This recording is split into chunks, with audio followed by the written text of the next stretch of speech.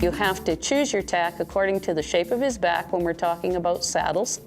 When you're doing up cinches on saddles, you have to make sure you do them up showing respect for the horse's belly.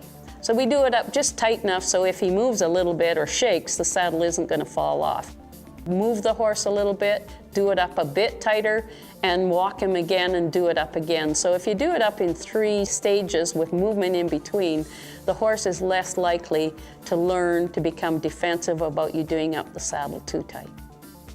Bits can be just mind-boggling to a horse owner because when they go to the tack store, there's a whole wall of bits. So how do you know which one to buy? So you have to kind of understand the theory of training horses and why bits are used. The bit is an aid that we put in the horse's mouth in order to teach the horse, first of all, how to turn sideways. And the bit we use for that is called a snaffle bit. So it's a bit in which the reins are attached right opposite the mouthpiece. There is no part hanging down below the mouth to where the bits are attached. So this puts the least amount of pressure on the horse's mouth. Somewhere around his 4th year, we might want to change to a bit with a shank. So what does that mean?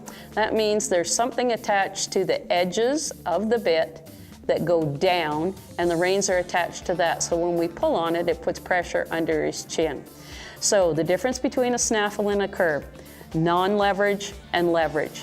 The varieties are endless. The lengths of the shanks are going to go from shorter to longer. Obviously, you want to start out with shorter.